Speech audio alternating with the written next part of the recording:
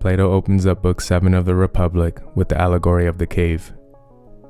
In it, he discusses the effect of education and the lack of it on our nature. Plato says that education is not putting knowledge into the souls that lack it, but the essence of education is turning the whole soul around and ultimately toward the form of good. Education is a powerful metaphor of capturing the way in which learning involves gaining new perspectives, seeing everyday things and events from new points of view. According to Plato, everyone is capable of education in this sense, but not everyone is capable of making it out of the cave into the intelligible world of the forms.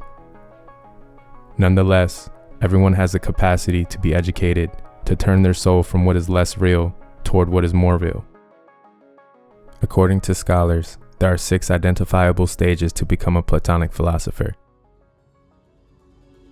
The cave's residents are prisoners, chained to their seats and unable to move their bodies, and more importantly, their heads. They can only look straight ahead and thus only have one perspective on what they see on the cave's wall, which are shadow puppets. The prisoners watch the shadow play, ignorant of the true nature of what they see. They believe that the truth is nothing other than the shadows of those artifacts, and they take for reality what is a mere image of it. One of the prisoners is freed from their bonds. Plato does not tell us by whom or how. When the freed prisoner is forced to look at the shadow-casting fire that, until this moment, they were unaware of, they will be pained and dazzled, and unable to see the things whose shadow they had seen before. In being freed from their ignorance, we should assume they will probably not like the experience at all. If ignorance is treated as a disease, it's a disease of comfort, for it's a world the cave dweller is familiar with and comfortable in. Turned around and out of their comfort zone, they are unable to recognize the shadow-casting puppets, despite their skill at recognizing the shadows the puppets cast on the wall. Although the artifacts are, like any sensible particulars, not fully real, they are more real than the shadows they cast. Therefore, in looking at the shadow-casting artifacts, the freed prisoner is a bit closer to the things that exist and is turned toward the things that are more real. While not everyone is capable of making it out of the cave, Plato thinks that everyone is capable of being turned from the shadows to the shadow-casting artifacts. Socrates indicates that this rough, steep path symbolizes the formal education that potential philosopher rulers receive. It is an education centered around numbers, arithmetic, geometry, music, and physics. While there are certainly practical applications of these subjects, the would-be rulers study them not like tradesmen and retailers, but for ease in turning the soul around, away from becoming and toward truth and being. These disciplines prepare would-be philosophers not for craft-based careers in the sensible world, but rather for citizenship in the intelligible world. They will learn to think abstractly, grasping essences and integrating forms. The prisoner is not just freed from their ignorance, but has made it out of the cave into the intelligible world above. At first, they will only be able to look at the shadows of the objects in the world above, here cast by the light of the sun rather than the fire, or their reflections in the water, or just look at the objects at night. Just as the shadows on the cave wall were mere copies of the artifacts held before the fire, those artifacts are just mere copies of the forms, which are the things themselves. The former cave dweller is able to look directly at the sun, not images of it in water or some alien place, but the sun itself in its own place, and be able to study it. Presumably, not everyone who makes it out of the cave is able to do this. Mathematicians and scientists study the forms relevant to their disciplines, but they do not see the other forms or how the forms they contemplate are related to these other forms, and they certainly do not see the form of the good. That vision is reserved for the genuine philosopher, and there are very few of them. The sun-contemplating philosopher ponders about his life in the cave and feels pity for those stuck in there in the darkness.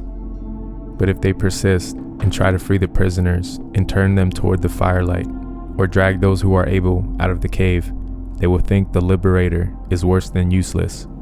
They would actually think of them as dangerous, and if they could somehow get their hands on him, they would kill him. The problem Socrates faces is that in the real world, political power and philosophy are separated, with philosophers as disinterested in participating in the world of politics as those in power are in studying metaphysics and epistemology. The solution to the both ideal city's real possibility and to the individual and communal happiness is that these philosophers and political leaders be forcibly prevented from pursuing their own interests exclusively. And somehow, political power and philosophy must be made to entirely coincide. If you turn to the Republic's first page, you will see that Socrates' first words, the very first words of the Republic, are, "I went down." The implication is that we are all cave dwellers, and that Socrates going down to the Piraeus is like the enlightened philosophers going back down into the cave, where we meander in the dark as we look for justice.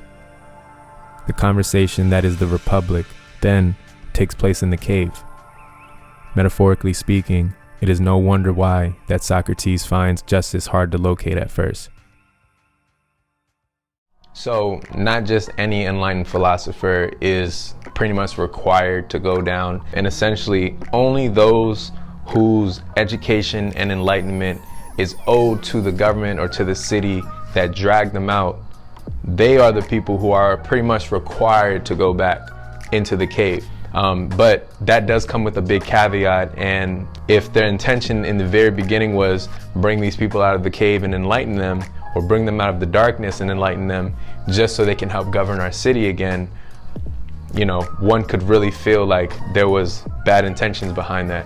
So it almost seems like Socrates is agreeing with Thrasymachus, or maybe not agreeing, just kind of conceding with Thrasymachus with the fact that justice doesn't benefit its possessor, and that leading a good life actually comes at the cost of having a good life. So yeah, that's the Allegory of a Cave, you all. Hopefully you guys enjoyed this video.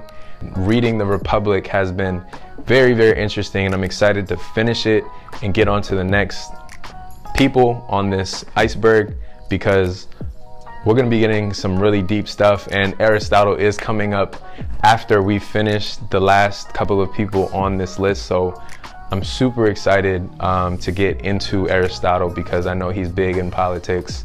Pretty sure he has a book called Politics that he wrote. So yeah, but if you guys enjoyed this video, hit that like button down below. If you're not subscribed, I would greatly appreciate if you subscribe to my channel.